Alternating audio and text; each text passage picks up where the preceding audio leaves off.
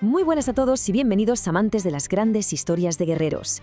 Hoy vamos a meternos de lleno en la leyenda de unos soldados forjados, literalmente, en el techo del mundo.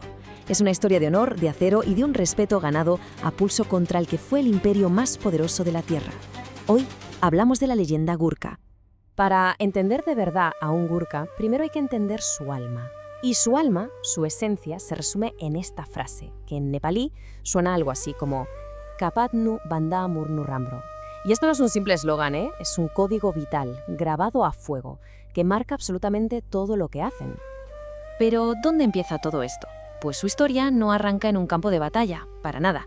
Empieza en uno de los lugares más inhóspitos y a la vez más majestuosos del planeta, las laderas del Himalaya, en lo que hoy es Nepal. Es que claro, nacer aquí significa que es la propia naturaleza la que te forja, la que te moldea. Piensen en esto, el aire escasea, así que los pulmones se tienen que desarrollar para exprimir cada molécula de oxígeno. El terreno es una auténtica pared, así que las piernas se convierten en pistones de puro acero. Y el resultado de todo esto es un físico compacto, súper resistente y, lo que es alucinante, con una alegría que no se la quita a nadie. Este código, el Kapatnu Bandha Murnu Rambro, no es algo que saquen solo para la guerra, no, es un pilar fundamental de su cultura. Es la mentalidad que surge lógicamente de un lugar donde ser débil simplemente no es una opción. Y llegamos a 1814. Y es aquí cuando este mundo aislado choca de frente con una potencia exterior. Un auténtico gigante se planta en las fronteras de Nepal, la Compañía Británica de las Indias Orientales. O sea, la mayor fuerza militar del planeta en plena expansión. Claro, si vemos los números, la cosa parece que está más que clara. Por un lado, 30.000 soldados del Imperio Británico, profesionales, con artillería moderna. Y por el otro, apenas 12.000 defensores con mosquetes que estaban ya viejos, y sus famosos cuchillos curvos, los kukri. Vamos, que los británicos iban pensando que aquello iba a ser un paseo. Pues se llevaron la sorpresa del siglo. Resulta que los Gurkhas no luchaban como los europeos. A ellos, eso de formar en línea para que les disparen, ¿cómo que no? Eran como fantasmas, aprovechaban el terreno como nadie, atacaban de noche con una ferocidad que nadie se esperaba y de repente, ¡puf!, desaparecían en la niebla de las montañas. Para que se hagan una idea de esta tenacidad, hay un ejemplo brutal. La fortaleza de Kalunga. Allí solo 600 Gurkhas. Y ojo, con mujeres y niños ayudando, tirando piedras desde las murallas, aguantaron durante un mes el asedio de miles de soldados británicos con su artillería pesada. Un mes. Es increíble. Como es lógico, la sorpresa inicial de los británicos pasó a ser asombro y al final se convirtió en un respeto profundísimo. Los mismos oficiales que pensaban que aquello sería fácil acabaron escribiendo en sus diarios frases como esta, alucinados por la valentía y la firmeza que estaban viendo. Y es aquí donde la historia pega un giro de guión de los buenos, de los que nadie se espera. Porque al acabar la guerra, el objetivo del imperio ya no era aplastar a este pueblo. El objetivo era otro bien distinto, uno que nació de ese respeto en el campo de batalla. El general británico al mando, David Otterlony, llegó a una conclusión súper pragmática. Dijo, a ver, es imposible derrotar del todo a esta gente, y desde luego no quiero tenerlos como enemigos otra vez. Así que con el Tratado de Sugauli les hizo una oferta que es casi única en toda la historia militar. Uníos a nosotros. Y así, de la noche a la mañana, el guerrero de Gurkha, el que había sido el enemigo indomable, se convierte en uno de los soldados de élite más respetados de un imperio global. Pero su leyenda no había hecho más que empezar. Ahora, su campo de batalla iba a ser el mundo entero. Con esa alianza ya sellada, el Gurkha sale de sus montañas para luchar por todo el planeta. Y con él, claro, viaja la sombra de su arma más famosa e icónica, el kukri. Su fama, su reputación, les precedía allá donde iban, en cada rincón del imperio. Lucharon en el barro de las trincheras de la Primera Guerra Mundial, en las arenas del norte de África, en las junglas asfixiantes de Birmania, y mucho después, en las colinas heladas de las Malvinas.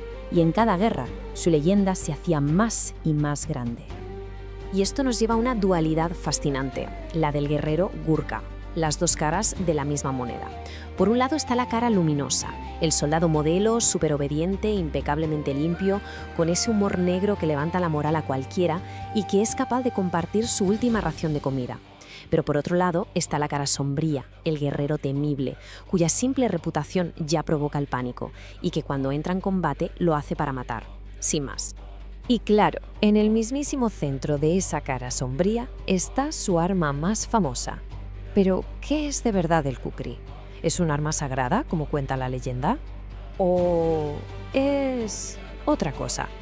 A ver, el mito, ese que les encanta contar a los turistas, dice esto, que si un gurka saca su kukri, el cuchillo no puede volver a la funda sin haber probado sangre. Es una historia, la verdad, muy potente, muy aterradora, pero la realidad es bastante más práctica, ¿eh? De hecho, los propios gurkas se parten de risa con esa leyenda. Para ellos, el kukri es, por encima de todo, una herramienta para el día a día, una herramienta de vida. Lo usan para todo, de verdad. Para pelar patatas, para cortar leña, para abrir una lata, vamos, que es como su navaja suiza personal. Ahora bien, lo curioso es que ese mito, aunque no fuera real, se convirtió en un arma psicológica devastadora. Por ejemplo, en la Guerra de las Malvinas, el simple rumor de que los gurkas habían desembarcado fue suficiente para sembrar el pánico entre muchos soldados argentinos. Muchísimos prefirieron tirar el fusil y rendirse antes que tener que enfrentarse a la leyenda del kukri. Al final, el miedo resultó ser el arma más afilada de todas. Y todo esto al final nos lleva de vuelta a la pregunta del principio. Después de ver cómo el entorno los forja, cómo su reputación se convierte en un arma, queda la gran pregunta. ¿Un guerrero así, de esta talla, nace o se hace en las montañas? La respuesta, pues, probablemente sea una mezcla de las dos cosas, ¿no? Quédense con nosotros, que en un momento volvemos con la segunda parte de esta increíble historia. Bueno, pues ya estamos de vuelta. Hay historias de valor que de verdad parecen sacadas de una película de acción, pero la que vamos a ver hoy es totalmente real. Es la increíble historia de un solo hombre contra un ejército, un relato que define a la perfección lo que significa tener un corazón de oro y a la vez una voluntad de hierro. Para entenderlo todo tenemos que viajar un poco en el tiempo. Nos vamos a la provincia de Helmand, en Afganistán, el 17 de septiembre de 2010. Un lugar y un momento donde la tensión, se podía cortar con un cuchillo. La tecnología militar es del siglo XXI, sí, pero el espíritu del guerrero, ese es eterno.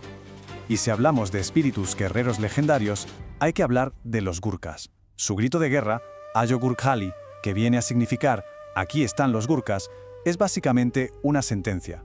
Quienes lo oyen ya saben que el combate está decidido.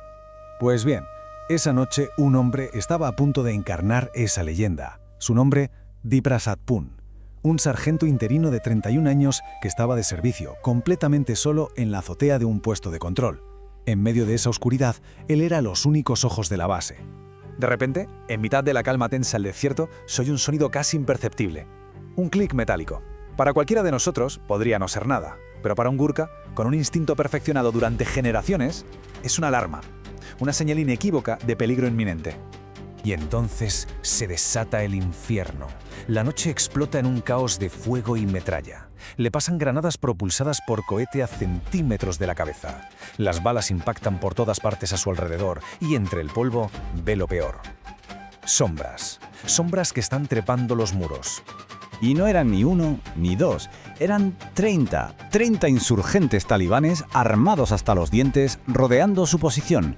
Su objetivo, tomar el puesto y acabar con sus compañeros que dormían abajo.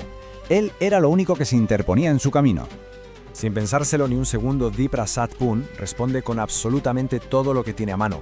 Primero, la ametralladora pesada, barriendo todo el perímetro.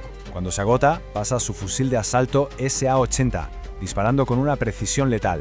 Y luego, las granadas, una detrás de otra. Durante 15 minutos, que se le debieron hacer eternos, lucha sin descanso. 15 minutos de combate brutal, él solo, contra un enemigo que lo superaba 30-1. Repele ataques por 3 flancos distintos, manteniendo la posición como sea. Y justo en ese momento, un insurgente consigue llegar a la azotea. Lo tiene a apenas 2 metros. Pum levanta su fusil para el disparo final a quemarropa. Y escucha el sonido más aterrador para un soldado. Clic. Se ha quedado sin munición. El atacante, claro, se lanza sobre él, creyendo que está desarmado. Pero un gurka nunca está desarmado. En ese instante no hay tiempo para pensar, ni siquiera para sacar su kukri, ese cuchillo curvo que es todo un símbolo para ellos. Es pura reacción. La sangre de sus ancestros guerreros toma el control. Su mirada recorre la azotea buscando algo, lo que sea, y lo encuentra, el trípode metálico de la ametralladora. Una pieza de metal macizo de más de 15 kilos. En un acto de pura desesperación y una inventiva increíble, lo ve como su única arma. Con un rugido ancestral, agarra el pesado trípode con las dos manos y, gritando en nepalí Marchutalei, que significa «te mataré», lo estrella contra la cara del talibán, lanzándolo fuera del tejado. La voluntad de hierro en su máxima expresión. Cuando por fin llegan los refuerzos, el combate ha terminado. Lo que encuentran es sencillamente asombroso. Las cifras hablan por sí solas. Un solo hombre ha disparado más de 400 balas, ha lanzado 17 granadas, detonado una mina y repelido a 30 enemigos. Sus compañeros están a salvo. Pero aquí la historia da un giro. Después de la adrenalina, de la violencia, de haber estado cara a cara con la muerte, su comandante se acerca, se asegura de que esté ileso y le pregunta si está bien. Y aquí es donde la historia se vuelve todavía más legendaria. Diprasad Pun, ya recuperada la calma, sonríe tímidamente y con una humildad que desarma, responde: «Tenía un poco de sed, señor». Y es que esta es la dualidad que define al pueblo gurkha, esa capacidad de ser el guerrero más feroz e implacable en el campo de batalla y al mismo tiempo el hombre más amable y educado fuera de él. Voluntad de hierro, corazón de oro. No hay mejor descripción. Por esta increíble acción, Diprasad Pun recibió la Cruz a la Gallardía Conspicua, que es la segunda condecoración militar más alta del Reino Unido, nada menos que de manos de la propia reina. Su hazaña se convirtió así en otro capítulo de un legado de más de 200 años de servicio y sacrificio a la corona británica. Claro que para llegar a ser un gurkha, eso es un honor reservado a una élite muy pequeña. Cada año, más de 10.000 jóvenes nepalíes se presentan a una de las selecciones militares más duras del mundo. Soportan pruebas como la carrera Doko, que es subir montañas corriendo con cestas cargadas de rocas. De esos 10.000, solo unos 200 lo consiguen. El nivel de resistencia física y mental que alcanzan es casi sobrehumano. Porque ser un gurkha no es un trabajo, es una identidad. Es pertenecer a un linaje que ha demostrado su lealtad en los 5 continentes. Son, como se suele decir, los hombres más amables que se puedan conocer, pero también los guerreros más fieros a los que jamás se querría enfrentar. Y todo esto nos deja con una pregunta. Al conocer esta historia, ¿qué es lo que más inspira de los gurkhas? ¿Esa increíble ferocidad en el combate o el carácter tan humilde y apacible que demuestran después? ¿Qué les parece esta increíble historia? Si les ha impresionado tanto como a nosotros, hay que darle un buen like, compartirla y, por supuesto, suscribirse con la campanita para no perderse las próximas. Dejamos el debate abierto en los comentarios. ¡Nos leemos!